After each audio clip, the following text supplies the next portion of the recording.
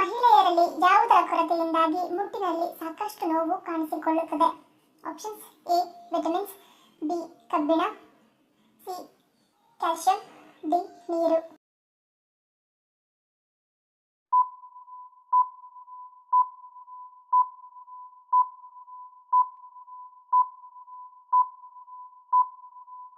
ಸರಿಯಾದ ಉತ್ತರ option C calcium. ಮಹಿಳೆಯರು ಒಂದು ವೇಳೆ ಕ್ಯಾಲ್ಸಿಯಂ ಕೊರತೆ ಎದುರಿಸುವ ಸಂದರ್ಭ ಬಂದರೆ ಅವರಿಗೆ ಮುಟ್ಟಿನ ಸಂದರ್ಭದಲ್ಲಿ ಸಾಕಷ್ಟು ನೋವು ಕಂಡುಬರುವ ಸಾಧ್ಯತೆ ಇರುತ್ತದೆ. ದೇಹದಲ್ಲಿ ಕ್ಯಾಲ್ಸಿಯಂ ಸಮರ್ಪಕವಾಗಿ ಉಳಿದರೆ ಆದ್ದರಿಂದ ಮುಟ್ಟಿನ ಸಂದರ್ಭ ಬಂದಾಗ ನೋವು ಕಡಿಮೆ ಇರುತ್ತದೆ. ಆದರೆ ಕ್ಯಾಲ್ಸಿಯಂ ಕೊರತೆ ಇದ್ದಾಗ ಅತ್ಯಂತ ರಕ್ತಸ್ರಾವ ಜೊತೆಗೆ ನೋವು ಕೂಡ ಹೆಚ್ಚಾಗಿರುತ್ತದೆ. ಗರ್ಭಕೋಶದ ಉತ್ತಮ ಬೆಳವಣಿಗೆಯಲ್ಲಿ ಹಾಗೂ ಮಹಿಳೆಯರಲ್ಲಿ ಅಂಡಾಶಯಗಳ ಹಾರ್ಮೋನ್ ಉತ್ಪತ್ತಿಯಲ್ಲಿ ಕ್ಯಾಲ್ಸಿಯಂ ಮಹತ್ವದ ಪಾತ್ರ ವಹಿಸುತ್ತದೆ. ಹಾಗೆಯೇ ಯಾರಿಗೆ ಕ್ಯಾಲ್ಸಿಯಂ ಕೊರತೆ ಇರುತ್ತದೆಯೋ ಅವರಿಗೆ ಸಾಮಾನ್ಯವಾಗಿ ಪದೇ ಪದೇ ಮೂಳೆಗಳ ಹಾಗೂ ಮಾಂಸಖಂಡಗಳ ನೋವು ಕಂಡುಬರುತ್ತಿರುತ್ತದೆ. ಕ್ಯಾಲ್ಸಿಯಂ ಪ್ರಮಾಣ ಕಡಿಮೆ ಇದ್ದರೆ ರಾತ್ರಿಯ ಸಂದರ್ಭದಲ್ಲಿ ಸರಿಯಾಗಿ ನಿದ್ರೆ ಬರುವುದಿಲ್ಲ ಮತ್ತು ಒಂದು ರೀತಿಯ ಮಾನಸಿಕ ಭಯ ಆವರಿಸುತ್ತದೆ. ರಕ್ತ ಶುದ್ಧೀಕರಣದಿಂದ ಹಿಡಿದು ಅನೇಕ ಆರೋಗ್ಯ ಸಮಸ್ಯೆಗಳಿಗೆ ಯಾವುದು ರಾಮಬಾಣವಾಗಿ ಕೆಲಸ ಮಾಡುತ್ತದೆ? ಆಪ್ಷನ್ಸ್: ಎ ತುಳಸಿ, ಬಿ ಚಿಯಾ ಬೀಜ, ಸಿ ಶುಂಠಿ, ಡಿ ಗಿಲಾಯಿ.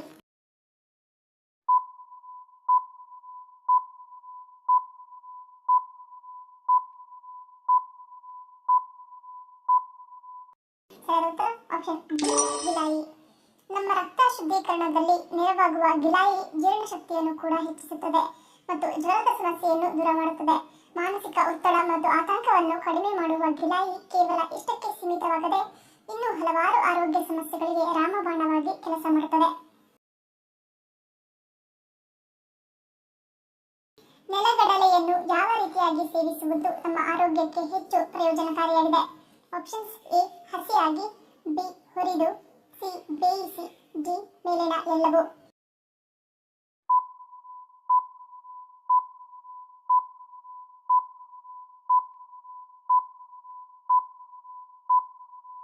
ಸರಿಯಾದ ಉತ್ತರ ಆಪ್ಷನ್ ಸಿ ಬೇಯಿಸಿ.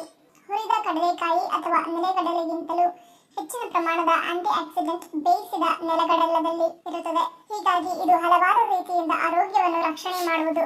ಬೇಯಿಸಿದ ನೆಲಗಡಲೆಯು ನಮ್ಮ ಆರೋಗ್ಯಕ್ಕೆ ಹೆಚ್ಚು ಪರಿಣಾಮಕಾರಿಯಾಗಿದ್ದು ಇದರಲ್ಲಿ ಉನ್ನತ ಮಟ್ಟದ ಆಂಟಿ ಆಕ್ಸಿಡೆಂಟ್ ಮತ್ತು ವಿಟಮಿನ್ಸ್ ಇರುತ್ತದೆ. ಅದೇ ರೀತಿಯಾಗಿ ಇದರಲ್ಲಿ ಬಿ ಸಂಕೀರ್ಣ ವಿಟಮಿನ್ಗಳು ಇರುತ್ತವೆ. ಇದು ಸ್ನಾಯುಗಳು ಹಾಗೂ ಅಂಗಾಂಗಗಳ ಬೆಳವಣಿಗೆಗೆ ತುಂಬಾ ಸಹಾಯಕಾರಿಯಾಗಿದ್ದು ವಿಟಮಿನ್ ಬಿ ದೇಹದಲ್ಲಿ ಕೆಂಪು ರಕ್ತ ಕಣಗಳನ್ನು ಉತ್ಪತ್ತಿ ಮಾಡಲು ನೆರವಾಗುವುದು ಮತ್ತು ಫಾಲಿಕ್ ಆಮ್ಲವು ಜರಣ ಸಂಬಂಧಿ ವೈಕಲ್ಯವನ್ನು ದೂರ ಮಾಡುವುದು.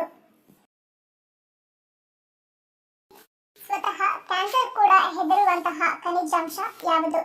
Options: A silicate, B ferrous, C selenium, D ಡೆಲಿಸೈಟ್.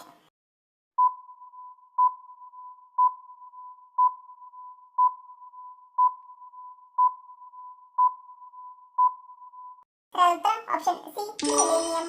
ನಾವು ತಿನ್ನುವ ಅನೇಕ ಆಹಾರಗಳಲ್ಲಿ ನಮಗೆ ಉಪಯುಕ್ತವಾದ ಪೌಷ್ಟಿಕಾಂಶಗಳು ಹೇರಳವಾಗಿ ಸಿಗುತ್ತವೆ. ಆದರೆ ಕ್ಯಾನ್ಸರ್ ನಿವಾರಣೆ ಮಾಡುವ ಈ ಒಂದು ಖನಿಜಾಂಶ ಸಿಗುವುದು ಮಾತ್ರ ಕೆಲವೇ ಆಹಾರಗಳಲ್ಲಿ ಮತ್ತು ಇದೊಂದು ಬಹುಮುಖ್ಯವಾದ ಖನಿಜಾಂಶವಾಗಿದ್ದು ಶಕ್ತಿಯುತವಾದ ಆಂಟಿ ಆಕ್ಸಿಡೆಂಟ್ ಆಗಿ ಕೆಲಸ ಮಾಡುತ್ತದೆ ಮತ್ತು ನಮ್ಮ ಜೀವಕೋಶಗಳನ್ನು ಫ್ರೀ ರಾಡಿಕಲ್ಗಳ ಹಾನಿಯಿಂದ ತಪ್ಪಿಸುವ ಕೆಲಸ ಮಾಡುತ್ತದೆ. ನಮ್ಮ ರೋಗ ನಿರೋಧಕ ಶಕ್ತಿಯನ್ನು ಹೆಚ್ಚಿಸುವ ಜೊತೆಗೆ ನಮ್ಮ ಜನನಾಂಗದ ಆರೋಗ್ಯಕ್ಕೂ ಕೂಡ ಇದು ಬಹಳ ಒಳ್ಳೆಯದು. ಸಮುದ್ರದಲ್ಲಿ ಸಿಗುವಂತಹ ಬಗೆ ಬಗೆಯ ಮೀನುಗಳು ಅಂದರೆ ಟ್ಯೂನಾ, ಸಾರ್ಡಿನ್, ಹ್ಯಾಲಿಬಟ್ ಮೀನುಗಳಲ್ಲಿ ಸೆಲೇನಿಯಂ ಪ್ರಮಾಣ ಜೋರಾಗಿ ಸಿಗುತ್ತದೆ. ಮೀನುಗಳಲ್ಲಿ ಸಿಗುವ ಈ ಸೆಲೇನಿಯಂ ನಮ್ಮ ಥೈರಾಯ್ಡ್ ಕಾರ್ಯಚಟುವಟಿಕೆಯನ್ನು ಬೆಂಬಲಿಸುತ್ತದೆ ಮತ್ತು ನಮ್ಮ ರೋಗ ನಿರೋಧಕ ಶಕ್ತಿಯನ್ನು ಹೆಚ್ಚಿಸುವಲ್ಲಿ ನೆರವಾಗುತ್ತದೆ. ಇನ್ನು ಸಾಮಾನ್ಯವಾಗಿ ಕೋಳಿ ಮೊಟ್ಟೆ ಇದರಲ್ಲಿಯೂ ಸೆಲೇನಿಯಂ ಹೆಚ್ಚಾಗಿ ಸಿಗುತ್ತದೆ. ಅದರಲ್ಲಿಯೂ ಉತ್ತಮ ಗುಣಮಟ್ಟದ ಪ್ರೋಟೀನ್ ಹಾಗೂ ವಿಟಮಿನ್ ಅಂಶಗಳ ಜೊತೆಗೆ ಖನಿಜಾಂಶಗಳು ಕೂಡ ಕೋಳಿ ಮೊಟ್ಟೆಯಲ್ಲಿ ಹೆಚ್ಚಾಗಿ ಸಿಗಲಿದ್ದು ನಮ್ಮ ಸಂಪೂರ್ಣ ಆರೋಗ್ಯವನ್ನು ಕಾಪಾಡುತ್ತದೆ. ಪಾಲಕ್ ಸೊಪ್ಪು ಹಸಿರು ಎಲೆ ತರಕಾರಿ ಗುಂಪಿಗೆ ಸೇರಿದ ಆಹಾರ ಪದಾರ್ಥವಾಗಿದ್ದು ಇದರಲ್ಲಿ ವಿಟಮಿನ್ ಸಿ ಮತ್ತು ಬೀಟಾ ಕೆರೋಟಿನ್ ಸೇರಿದಂತೆ ಸೆಲೇನಿಯಂ ಕೂಡ ಅಧಿಕವಾಗಿ ಸಿಗುತ್ತದೆ ಮತ್ತು ನಮ್ಮ ದೇಹದ ಸಮಗ್ರ ಆರೋಗ್ಯವನ್ನು ಕಾಪಾಡುತ್ತದೆ. ಯಾವ ಸಮಯದಲ್ಲಿ ಬಾಳೆಹಣ್ಣು ತಿನ್ನುವುದು ಆರೋಗ್ಯಕ್ಕೆ ಹಾನಿಕಾರಕ?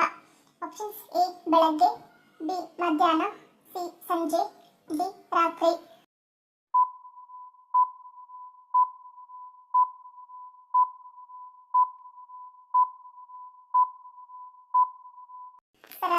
ಆಪ್ಷನ್ ಡಿ ರಾತ್ರಿ.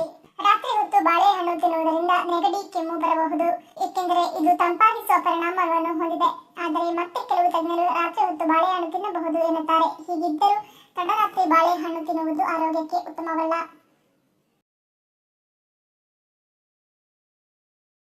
ವಿಶ್ವದ ದುಬಾರಿ ತರಕಾರಿ ಎಂದು ಯಾವ ತರಕಾರಿಯನ್ನು ಹೇಳಲಾಗುತ್ತದೆ? ಆಪ್ಷನ್ಸ್: ಎ ಅಣಬೆ, ಬಿ ಬಟಾಣಿ, ಸಿ ಬ್ರೋಕೊಲಿ, ಡಿ ಕೆಂಪು ಮೂಲಂಗಿ.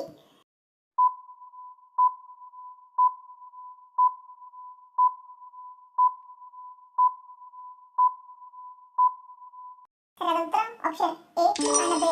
ವಿಶ್ವದ ಅತ್ಯಂತ ದುಬಾರಿ ತರಕಾರಿ ಎಂದು ಅಣಬೆಯನ್ನು ಕರೆಯಲಾಗುತ್ತದೆ. ಇದನ್ನು ಕಾಡು ಅಣಬೆ ಅಂತಾನೆ ಕರೆಯುತ್ತಾರೆ. ಈ ಅಣಬೆ ಮಾರುಕಟ್ಟೆಯಲ್ಲಿ ಪ್ರತಿ ಕೆಜಿಗೆ 30,000 ಮಾರಾಟವಾಗುತ್ತದೆ.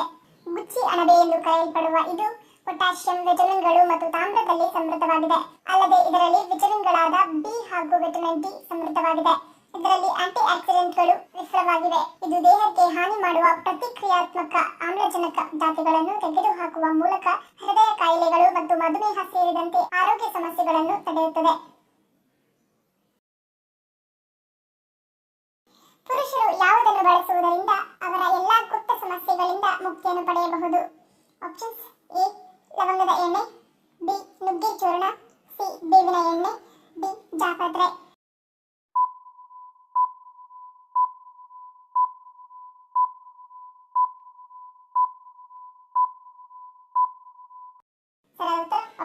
ಲವಂಗದ ಎಣ್ಣೆ.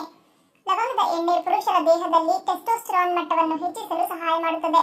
ಇದು ಪುರುಷರಲ್ಲಿ ಕಾಮಾಸಕ್ತಿಯನ್ನು ಹೆಚ್ಚಿಸುತ್ತದೆ. ಅದೇ ಸಮಯದಲ್ಲಿ ವೀರ್ಯ ಎಣಿಕೆಯನ್ನು ಉತ್ತಮವಾಗಿಸುತ್ತದೆ ಮತ್ತು ಫಲವತ್ತತೆಯಲ್ಲಿ ಯಾವುದೇ ರೀತಿಯ ಸಮಸ್ಯೆಯನ್ನು ನಿವಾರಿಸುವಲ್ಲಿ ಪರಿಣಾಮಕಾರಿಯಾಗಿದೆ. ವಿಟಮಿನ್ಗಳು, ಫ್ಲೇವನಾಯ್ಡ್ಗಳು, ಆಲ್ಕಲಾಯ್ಡ್ಗಳು, ಕಾರ್ಬೋಹೈಡ್ರೇಟ್ಗಳು, ಪ್ರೋಟೀನ್ಗಳಂತಹ ಅನೇಕ ರೀತಿಯ ಅಗತ್ಯ ಪೋಷಕಾಂಶಗಳು ಲವಂಗದಲ್ಲಿ ಕಂಡುಬರುತ್ತದೆ. ಇದು ವೀರ್ಯಾಣು ಸಂಖ್ಯೆಯನ್ನು ಹೆಚ್ಚಿಸುತ್ತದೆ. ಇದು ವೀರ್ಯ ಚಲನಶೀಲತೆಯನ್ನು ಸುಧಾರಿಸಲು ನಿಮಗೆ ಸಹಾಯ ಮಾಡುತ್ತದೆ. ಗರ್ಭಿಣಿಯರು ತಮ್ಮ ಗರ್ಭದಲ್ಲಿರುವ ಮಗುವಿನ ಉತ್ತಮ ಮೂಳೆ ಬೆಳವಣಿಗೆಗೆ ಯಾವುದನ್ನು ಸೇವಿಸಬೇಕು? ಆಪ್ಷನ್ಸ್: ಎ ಸೇಬು, ಬಿ ಕಿವಿ ಹಣ್ಣು, ಸಿ ಹಲಸು, ಡಿ ಸೀತಾಫಲ.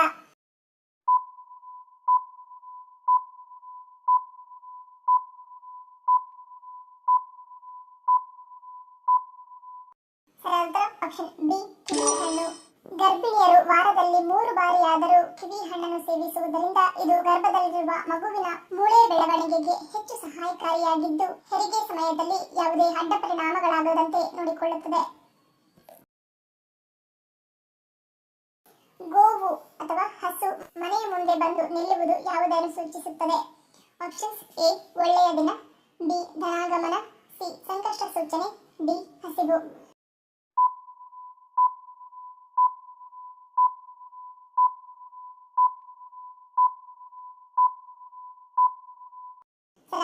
ಆಪ್ಷನ್ ಎ ಮತ್ತು ಬಿ.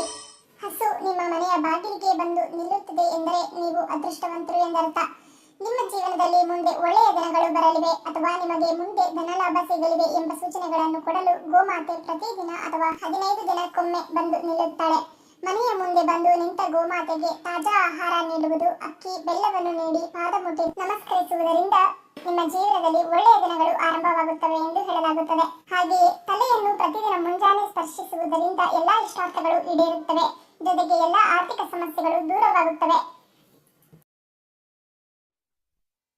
ಧನ್ಯವಾದಗಳು. ನಿಮ್ಮ ಪ್ರೀತಿಯ ಲೈಕ್ ಕೊಟ್ಟು ಪ್ರೋತ್ಸಾಹಿಸಿ. ಇನ್ನು ಹೆಚ್ಚಿನ ಮಾಹಿತಿಗೆ ನಮ್ಮ ಚಾನೆಲ್ ಸಬ್ಸ್ಕ್ರೈಬ್ ಮಾಡಿ, ಪಕ್ಕದಲ್ಲಿರುವ ಬೆಲ್ ಬಟನ್ ಕ್ಲಿಕ್ ಮಾಡಿ. ಇನ್ನೊಂದು ಇಂಟ್ರೆಸ್ಟಿಂಗ್ ಪ್ರಶ್ನೆಗಳೊಂದಿಗೆ ಸಿಗ್ತೀನಿ. Love you all. Take care.